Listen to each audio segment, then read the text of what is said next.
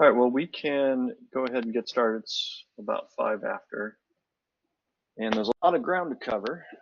So welcome everyone who's on the call. If you would please go ahead and mute your lines.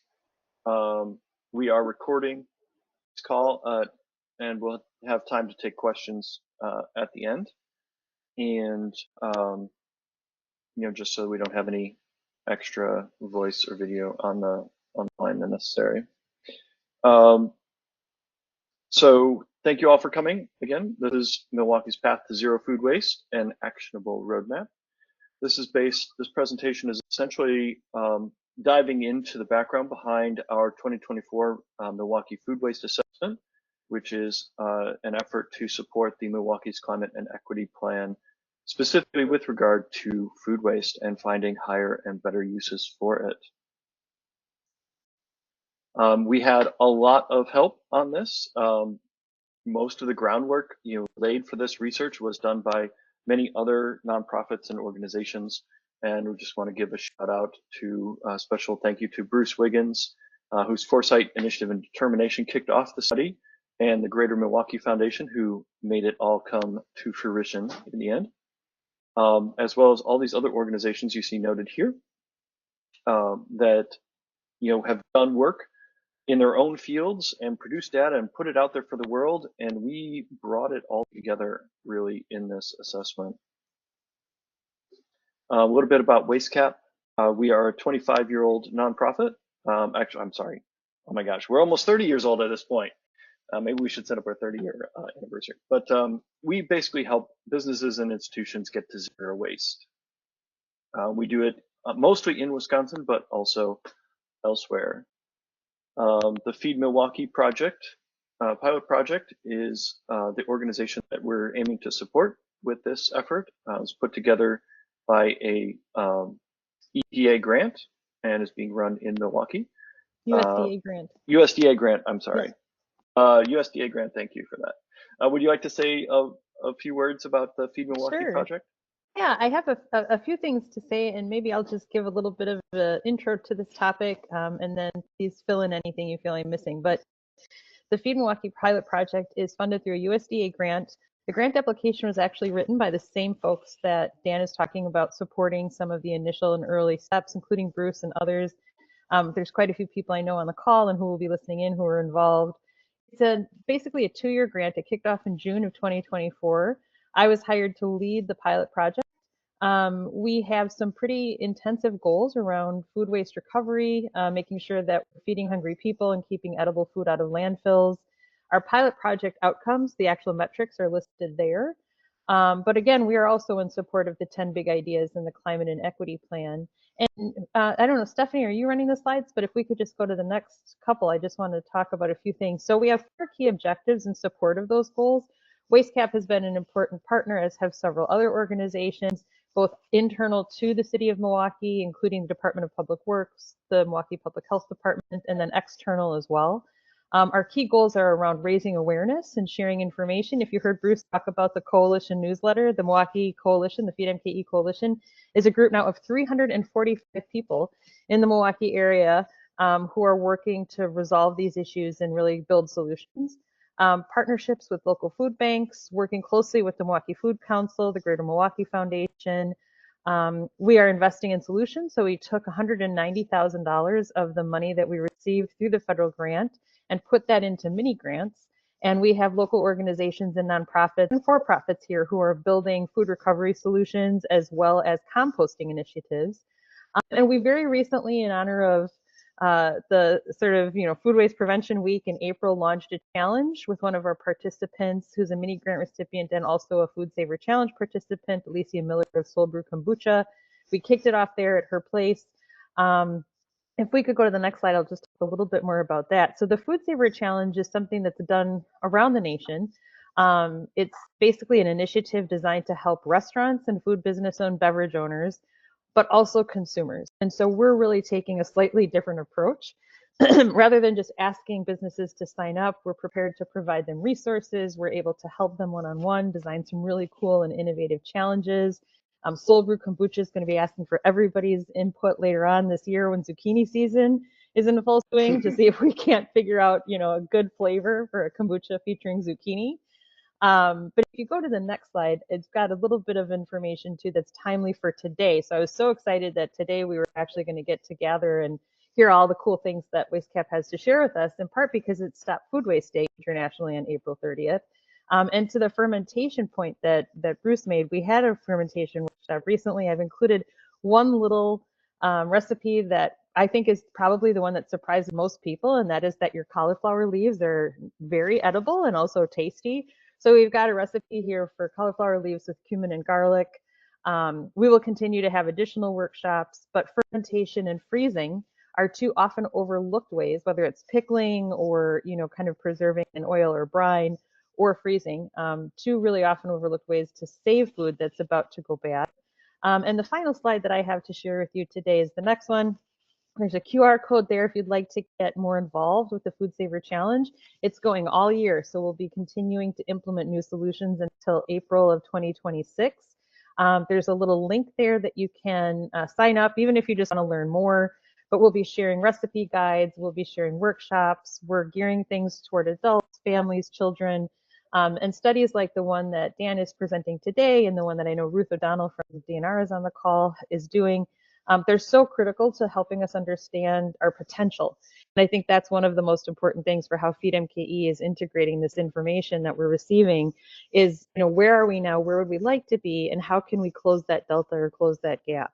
So thank you so much for letting me talk a little bit about FEED MKE. We're grateful for the support that we get from WasteCap and really excited to see that this study, the results are being shared. So if anyone has any questions, please reach out after. I'll put my email in the chat, but thanks again for allowing us to be part of your conversation today. Thank you so much, Andy. I'm just going to check out that recipe. We like making our own sauerkraut and kimchi, so I imagine it's kind of along the same process.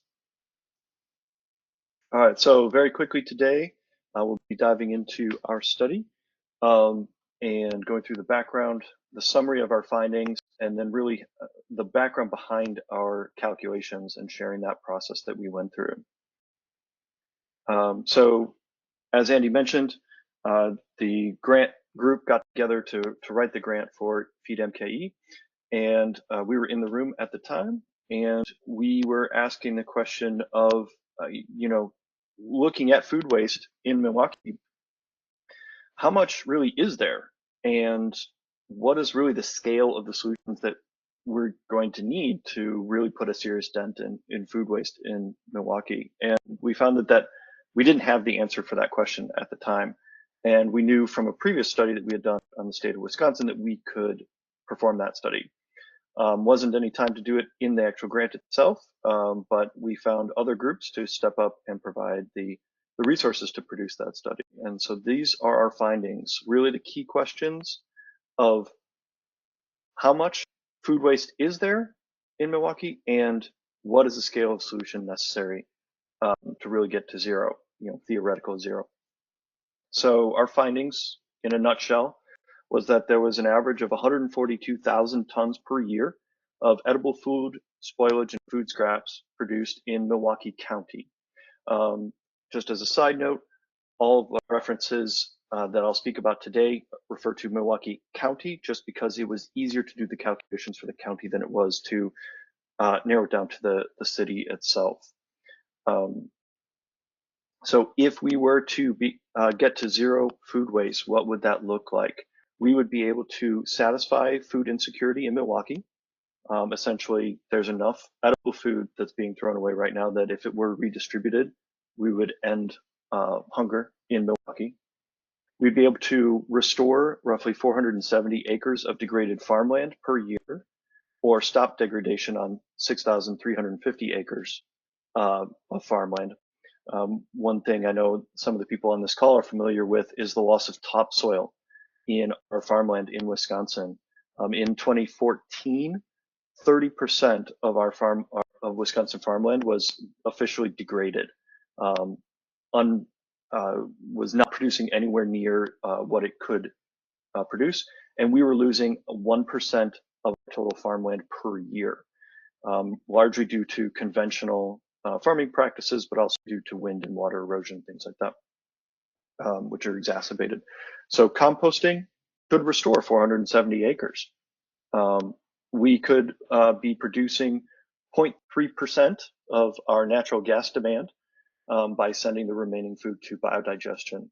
And overall, the effect, there are many ripple effects, but one of the key ripple effects is that we would actually be able to reduce Milwaukee's overall greenhouse gas emissions by 1%.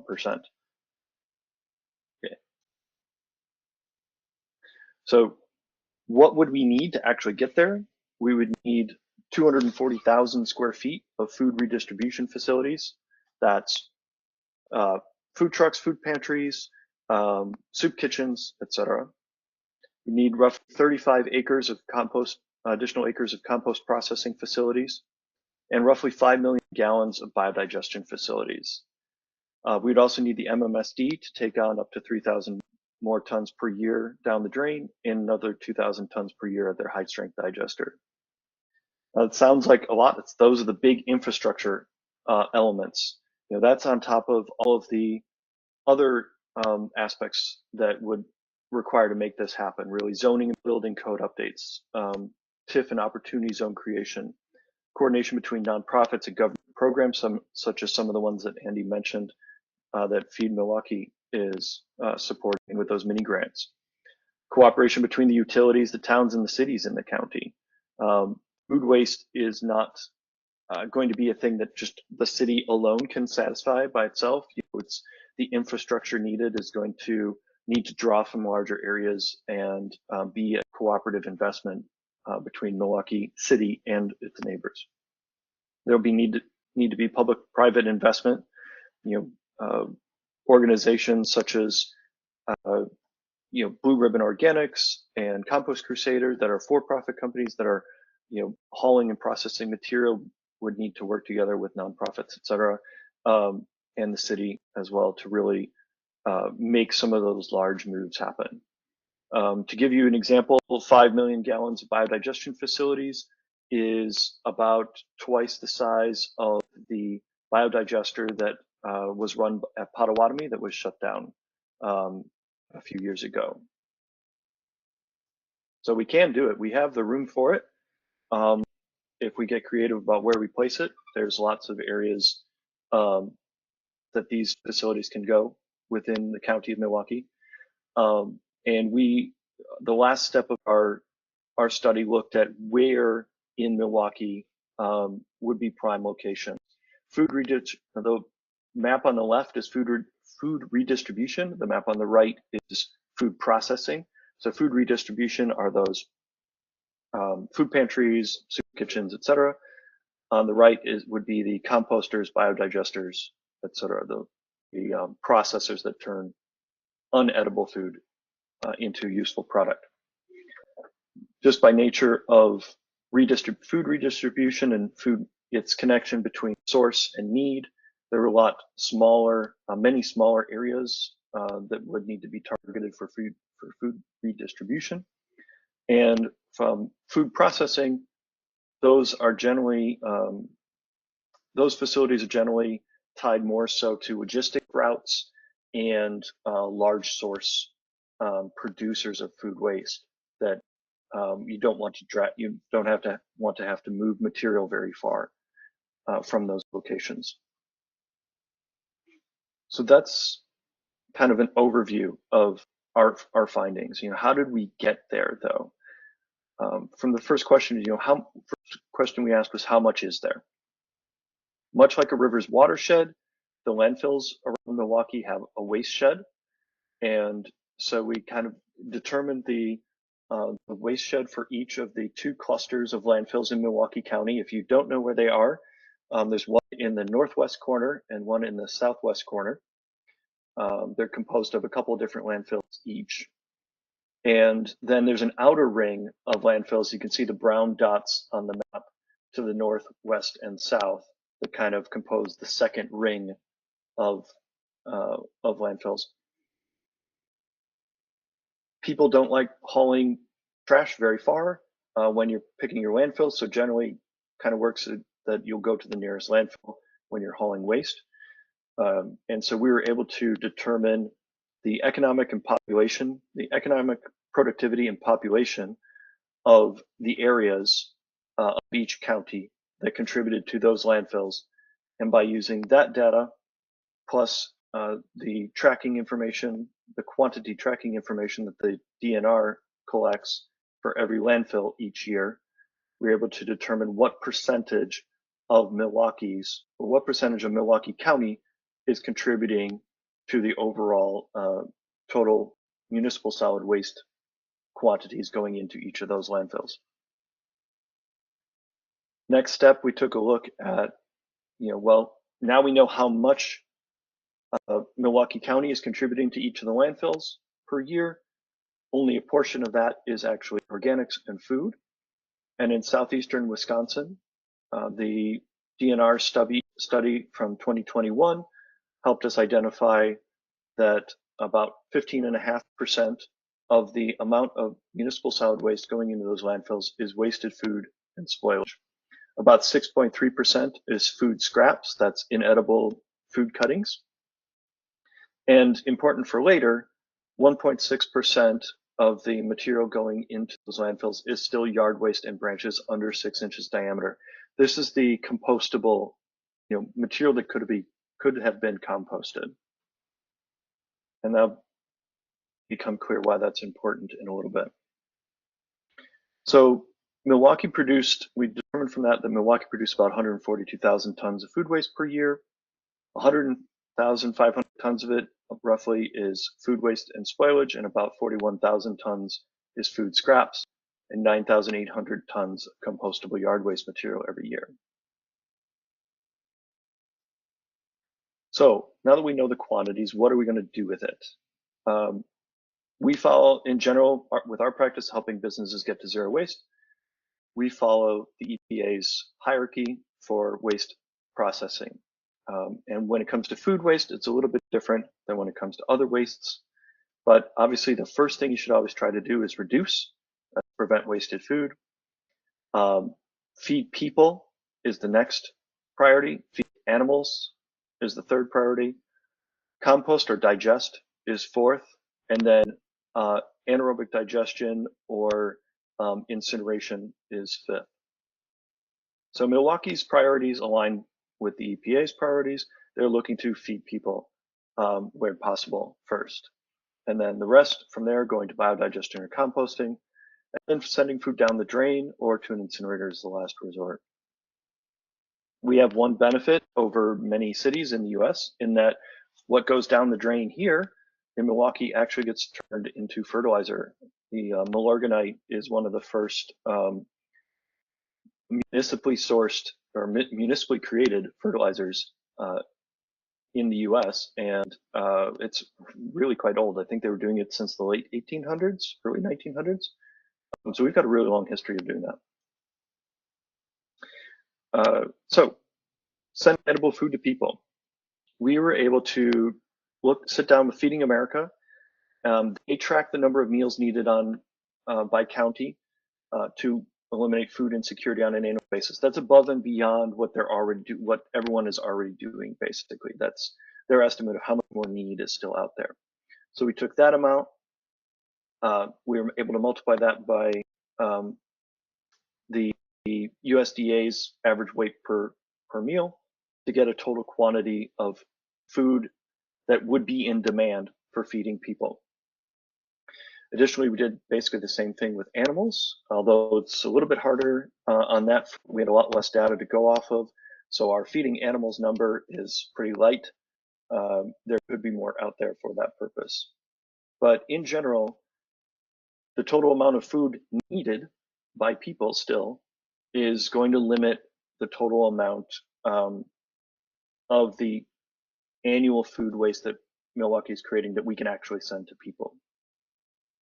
So we determined that quantity, the amount needed for feeding people, feeding animals, and we used Feeding America's medium-sized facility to set the baseline for a number of square feet of facilities needed to provide. Right? So once we had the total amount of food we knew needed to be redistributed, and we knew facilities of various sizes can process so many tons, can only process so many tons per year, we could figure out the size of the facilities needed.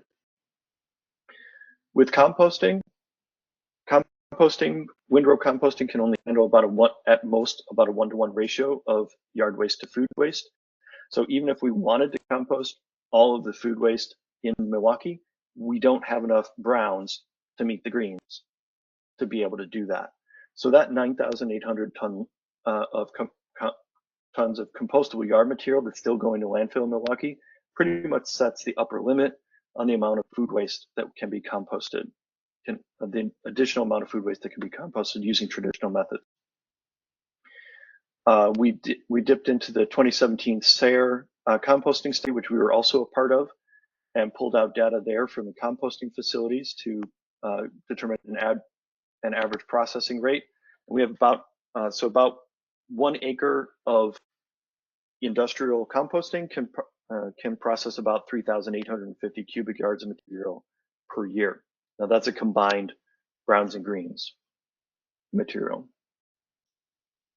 We also got from that the average productivity rate, so how much actual compost is produced from those facilities per acre. MMSD, we're coming up with those MMSD numbers, the maximum amount that they could take. We had just discussions with the MMSD. They're actually doing a 2025 or 2035 and 2050 expansion plan. So they actually had numbers on hand for roughly how much additional material they could take on above and beyond population growth. So that set an upper limit for those two options as to how much could be handled through them. So essentially what it comes down to, and I realize the graphic is off the page, what then it comes down to is that everything else that's left, all of the food waste that's left, still has to find an outlet in order for us to get to zero waste. And biodigestion is pretty much the key remaining outlet at that point. The good news is our energy demand far exceeds any maximum energy generation from biodigestion. So there was no upper limit on that end. We used facility guidance from Biocycle, as well as talking to Potawatomi and conversations about their digesters, their large-scale digesters, to determine roughly how that number of gallons of digestion required, facilities required. That's not gallons of food waste, by the way. That is largely gallons of water, and there's a certain amount of food waste. So so a 1 million gallon digester can take in about 80 tons of food waste per day. So there are other options, other large-scale options. Vermicomposting is probably one of the best other large-scale option to deal with food waste, and that's using worms to process food waste. The good news, or the interesting bit about vermicomposting, is that it still produces compost as the end result. It can be done, it kind of has to be done indoors. It can be done outdoors, but you can do it indoors. So unused warehouses, lots, unused lots in the city and things like that, facilities can be built pretty easily or refurbished to conduct vermicomposting pretty easily. And they can take 100% food waste. They don't need browns to balance it out. So that is an option to produce more compost without being limited by the available yard waste. We did not do a sizing calculation for vermicomposting because pretty much overlapping with either composting or biodigestion, and they can basically, a solution like that can take up the slack. One of the downsides of biodigestion is that it might be, there might not be enough inherent nutritional value in the food waste to produce enough gas from the biodigestion to really be profitable. So worms don't really care. This is the one way to put it. So that's how we came up with our 11,550 tons of wasted edible food would need to be redistributed to humans, or could be distributed to humans. That's pretty much the upper limit on what can be distributed to humans. That is an error. That should be 75 tons of wasted edible food for animals. 17,650 tons is the maximum we can really send to composting, traditional windrow composting. And that leaves 112,000 tons needed to be managed through biodigestion. And running the calculations based on what I mentioned before, that's where we get our 240,000 square feet of food banks. More square feet if we use smaller food banks. They're less efficient. You just have more space for administration and moving stuff around than you do of actual storage and processing. So if they're smaller food banks or better distributed to access the community, that number would go up. 35 acres of composting is the average, so it would go up if we use smaller facilities and down if we use larger facilities. And then the 5 million gallons of digestion, that's probably pretty steady. Digestion, the big thing there is your facilities are going to be down for a certain amount of time for maintenance and for other things, for clean out and redistribution. And so if you only have like one 5 million gallon digester, it would be shut down for time. So you need a backup, right? So it's more like 5 1 million gallon digesters or 800,000 gallon digesters that we're looking at. Those composting benefits, there's the side benefits. We used a calculation from our previous work with the state of Wisconsin to figure out, how much compost is needed per acre to either halt degradation or bring, degraded farmland back up to full productivity. And so that's how we got to those numbers for 6,500 or 6,350 acres halting degradation or restoring every year 470 acres.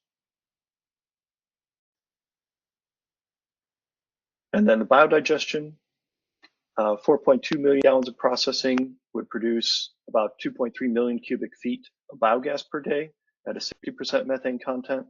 Then once that's refined to bring it up to 90 to 95% methane content, it can then replace natural gas. And at that rate, you're producing about 1.38 million cubic feet per day of natural gas, which is only a tiny fraction of how much we actually use in Milwaukee County. But hey, it's something. Wisconsin does not produce has no natural source of fossil fuels, and so we have to get everything from either wind or solar or burning fossil fuels. So that would at least offset a small portion. So the third portion, third step in our study was looking at where's this material coming from? And this is the first portion of where do we site facilities? We utilized the EPA's Excess Food Opportunity Map, as well as data gathered by the 2017 SARE study to identify where those large point sources of food waste were, and then to figure out the residential food waste contributions. We used basically population density maps. Is we're going to have areas where there's huge quantities, facilities that are doing food processing that are generating vast quantities of food waste, but then there's 1 million people and all the little points of food waste that are generated in everyone's home. And they were going to require different answers, from those large point sources that are steadily producing food waste in the Milwaukee County. We have 133 restaurants and hotels producing over 30 tons per year, 20 that are producing over 100 tons per year, and 1 that's producing over 1,000 tons per year. Hospitals and prisons are big sources, steady cafeteria production from cafeterias, things like that. 7 producing over 30 tons, 10 producing over 100 tons, and 1 producing over 500 tons. And then food sales, the grocery stores and things like that, farmers markets. We have about 23 producing 30 tons, 21 producing 100 tons, and 1 producing over 1,000 tons per year. So you see most of these are in the 30-ton range, 30 to 100 ton per year range. And sorry to make you tilt your head on the side, but unfortunately we don't have portrait orientation presentation, so I had to tilt the map to give you any sort of clue. The red dots are the highest producers. Orange is second highest, and on down from there. Yellow are those 30 tons per year. Those are the steady edible food sources in Milwaukee. You can kind of see their distribution is not uniform. Seasonable edible food sources are primarily cafeterias coming from schools and colleges. They are producing steady rates of edible food waste, but they're doing it only during the school year. We have about 108 schools producing 30 tons a year, 14 producing 100 tons a year, and the colleges, 8 producing 100 tons per year and 5 producing over 500 tons per year. And that is the wrong, yes, so that is our distribution of schools. You notice a little bit more even distribution of schools and colleges in Milwaukee. Periodic edible food sources, these are your caterers and conference and event spaces, places that produce large quantities of food waste, but only at random times of the year when there's certain events, right? There we have just a few caterers and conference places, most of them producing between 30 and 500 tons per year. And obviously they are pretty well consolidated along the major traffic routes in the center of the city. For anyone who's not good with maps, north is this way, by the way. So steady inedible food sources. These are the primary producers of food scrap, and mostly they're food processors or single tenant office spaces. This is where we get into the really big volumes. Not so many producers doing 30 tons a year, but we've got upwards of 2,000 tons per year coming out of some of these facilities in Milwaukee. And those are the purple locations. By the way, in our report, we have the references with all of these locations listed. So these are producing constantly every day very high volumes of food scrap. They don't generally produce edible food waste because they're trying to sell the edible food portion. They only produce edible food waste when they get a run that's mislabeled. And if you know anything about food production and branding and things like that, if there's a slight spelling error or color is just a little bit off, they will tank an entire run of food. Perfectly edible food, ready to go in its package. It's just there was the color didn't line up or something on the label. It's crazy.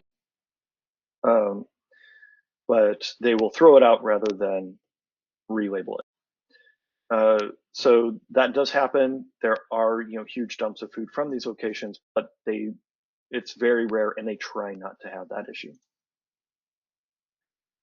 So looking at steady low volume food sources, this is primarily residential, and obviously we weren't going to list residential locations because they're very tiny, but residences are producing very small quantities of edible food waste and very modest quantities of inedible food waste every day.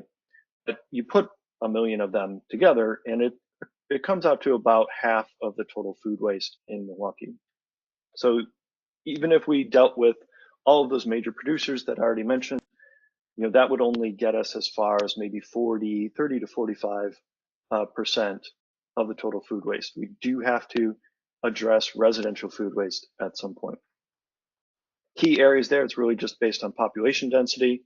It's easier to collect food waste from the areas that have higher density, and much more difficult to collect food waste from areas of low density. So where do we send it? those high volume food sources, those are the non-residential sources producing large volumes of food, they need an intermediary to repackage, store, and redistribute food. So these are your food banks, soup kitchens, and Meals on Wheels operations. I've even seen examples of food trucks being set up where there's no like necessarily permanent facility. They can bring the food around, the redistributed food around, and set it up like food truck. These are typically nonprofits that will need to be supported through government programs and promotion. They can also utilize as a whole, applications that are coming online these days, websites and phone apps and things like that, such as Vibery, Too Good to Go, Flash Food, that sort of thing, which can connect people who are looking for food with those large food redistributors, as well as connecting food redistributors with places like supermarkets and colleges and stuff like that that are producing edible food. The low volume sources, residential areas, primarily, we can send a certain amount of food down the drain through programs such as use of incinerators and things like that. But mostly it's gonna have to be a mix of solutions here, a mix of distribution, a little bit of on-site processing, a little bit of neighbor-to-neighbor food redistribution, assisted by apps such as like Olio and Leftover Textover, as well as primarily food waste reduction and education application efforts, either through an app or through the city running their programs, their food saver challenges and things like that. Really, the opportunity zones come at the juncture between, for edible food, come at the juncture between the need and the larger point source generators. We are producing far more food waste than we need or that we can eat, have any demand for.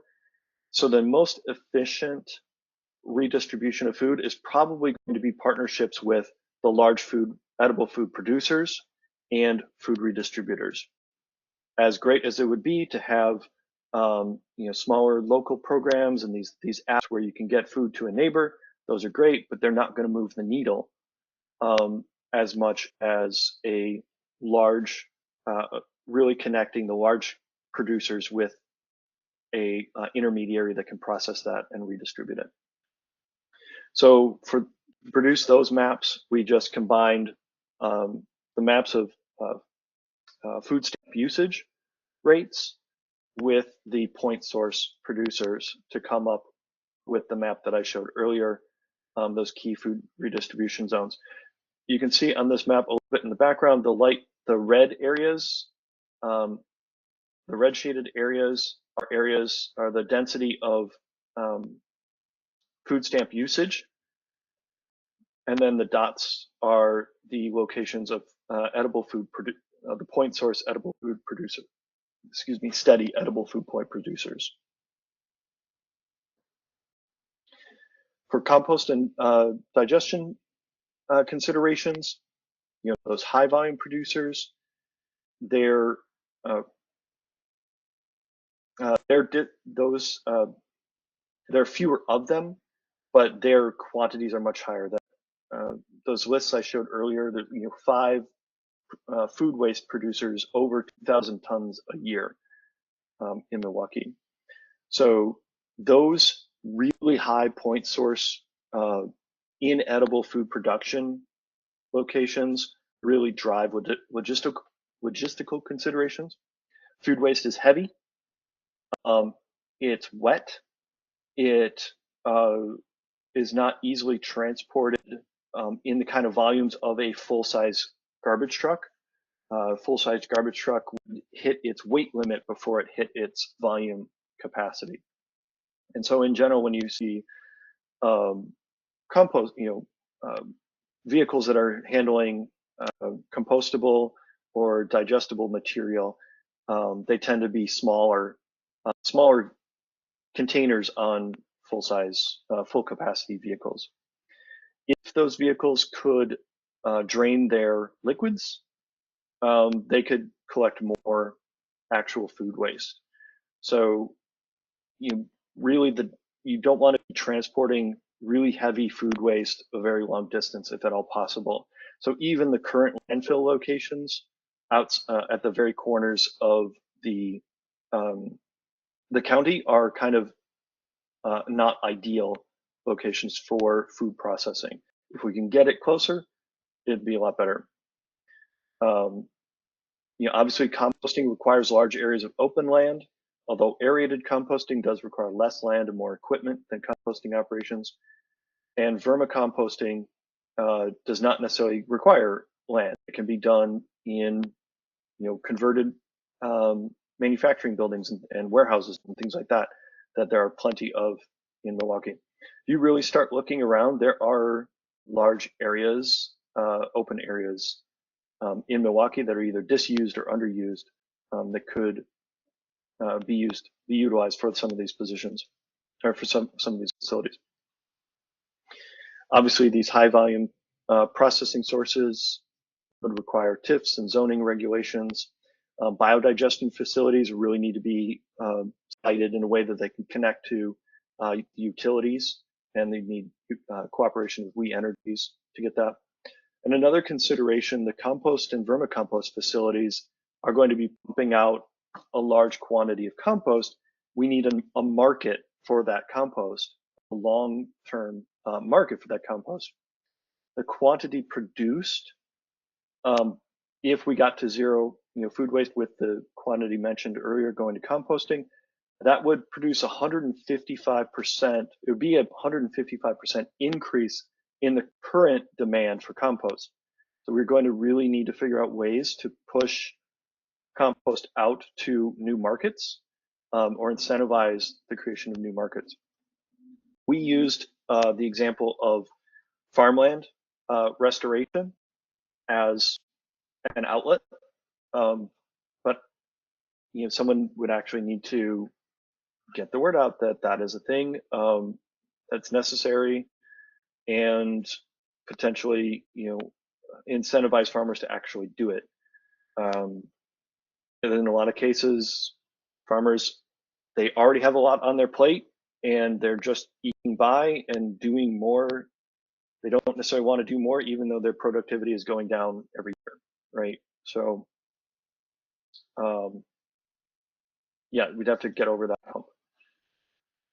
As far as compost and digestion considerations for those distributed low volume sources, a lot of that food waste is coming from residential. Rural and suburban areas can process some quantities on site, but large facilities, which are easy to collect from, don't necessarily have the infrastructure. So we'll need to look at building codes and things like that to improve the application or the integration of organics handling in new buildings, but also retrofitting old buildings.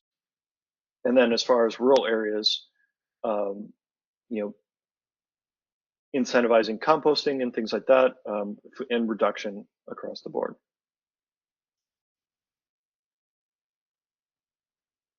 I'm just going to skip that slide. So looking at the opportunity zones for compost and digestion, we primarily looked at those large volume scrap point sources and the infrastructure, the transportation infrastructure that makes it easy to get the material from its point sources to its processing location. So the couple areas showed up. Also, there's existing facilities out there that we avoided as well.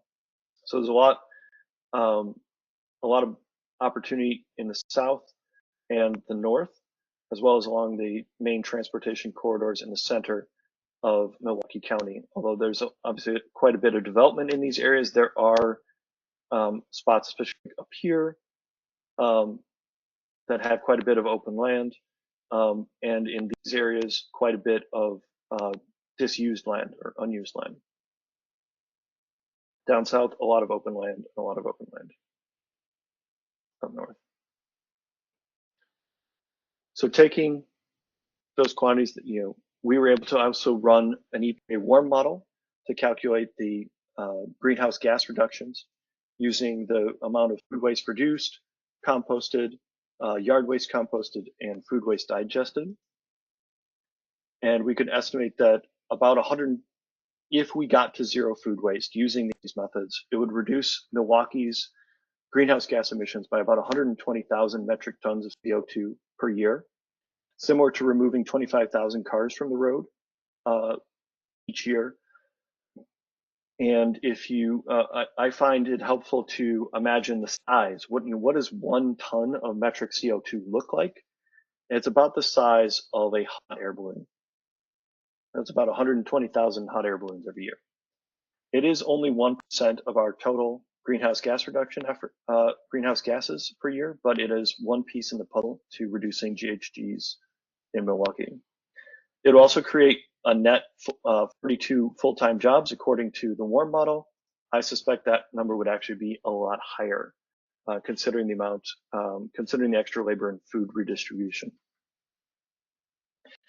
So other side effects, it would add 7.5% to the operational life of our current and existing, our current and new landfill facilities in Milwaukee. If you're not aware, we will need to build 3 new landfills in Milwaukee in the next 13 years.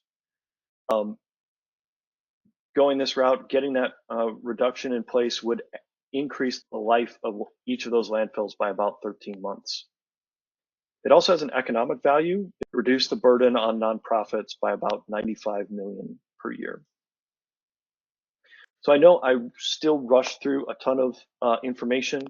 We will be posting the full report plus all of the maps and calculations on our website, and we can let everyone know when that's available. But I would like to get as much time for questions as we can towards the, now that at the end of the meeting. So I'm sorry we ran a little bit longer than I would have liked, but hey, let's get some questions in. Anyone, you can raise your hand and we'll call on you, or we'll look to the chat. And for this, I'm going to turn it over to Stephanie.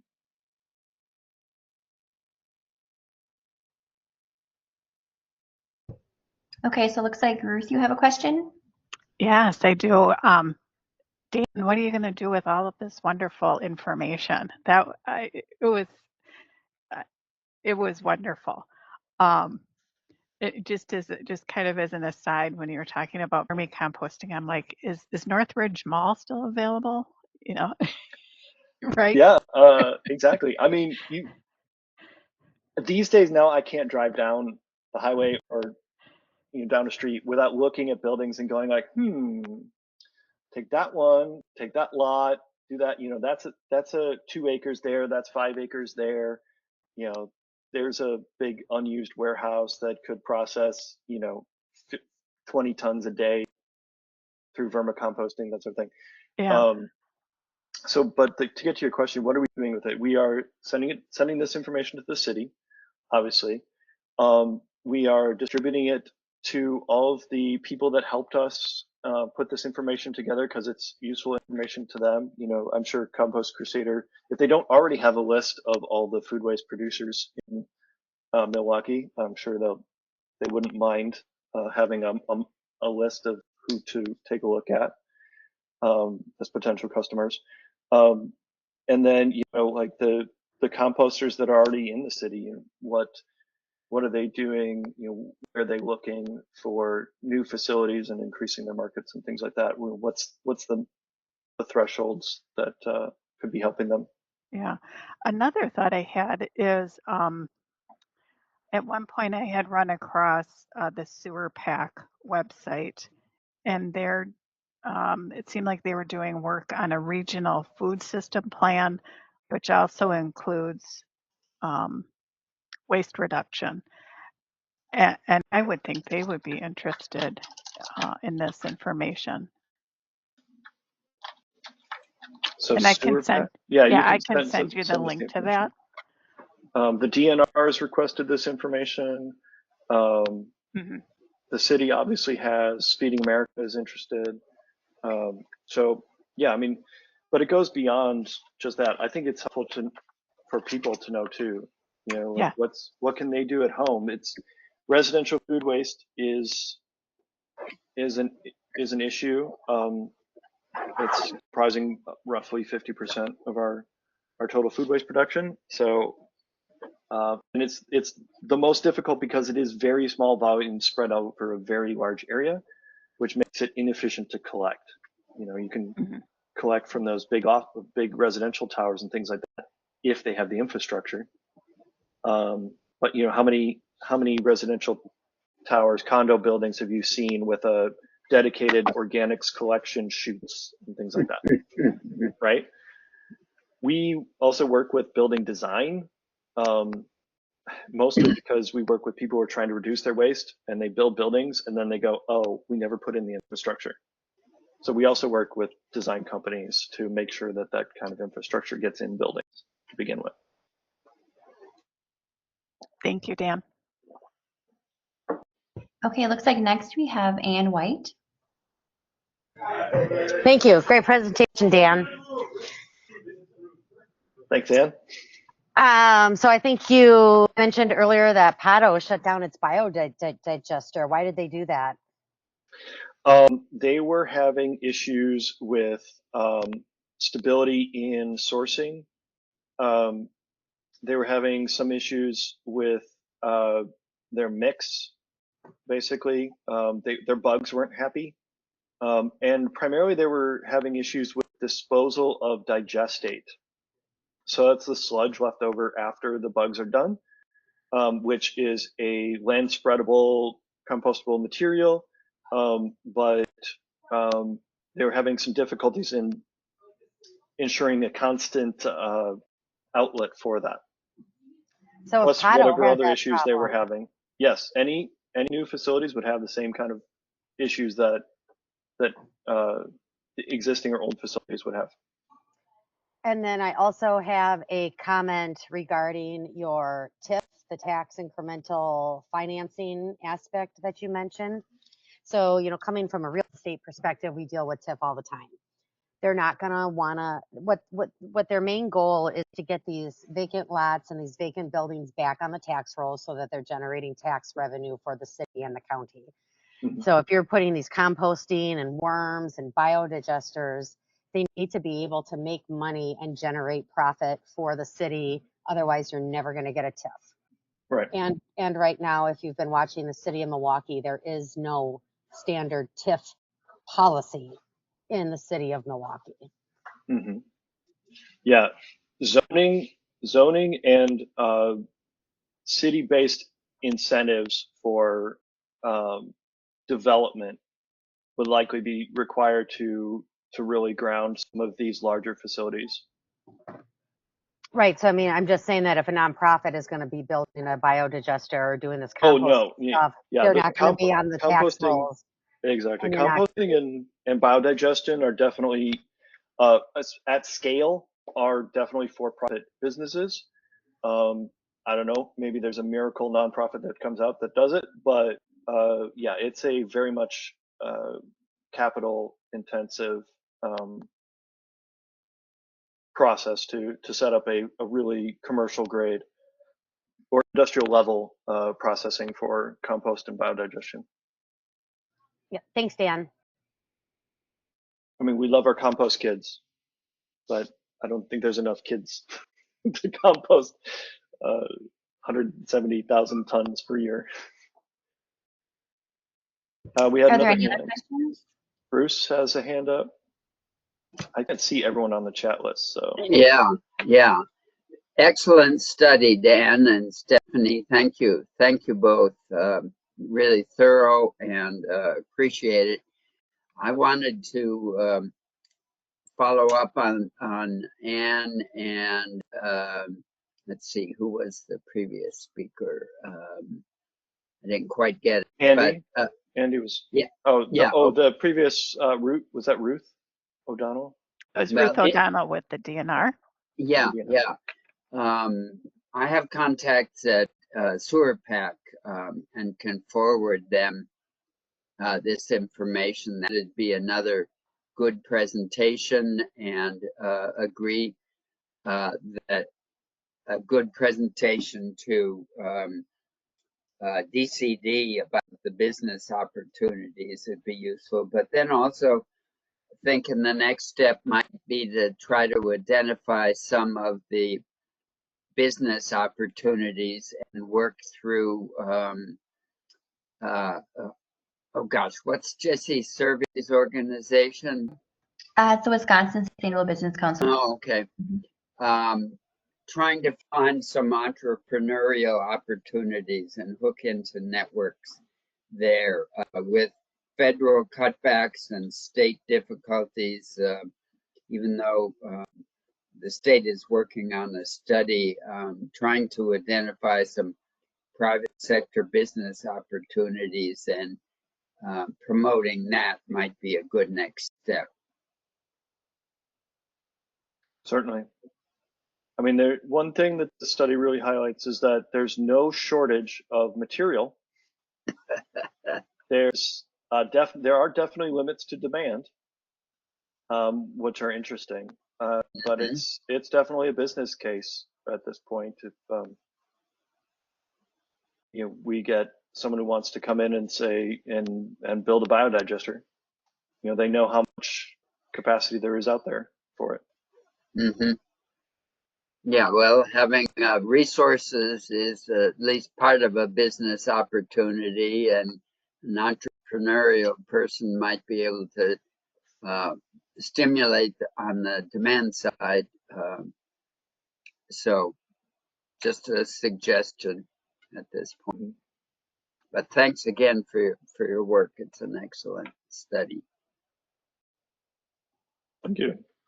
Well, thank you everyone for being on the call. I know we're a couple minutes over. We had our email address posted up there if you want to send us any questions. And as I mentioned before, we will be getting this information on our website, and to hopefully just be a tool for someone else down the line. The way we tapped into so many other organizations' studies and pulled them all together to be able to produce this one. If any of those people had not done what they did in the past, we would not have been able to run the calculations and do what we just did with this report. So thank you again to all of those organizations. All right. Thank you very much, everyone, and have a great day.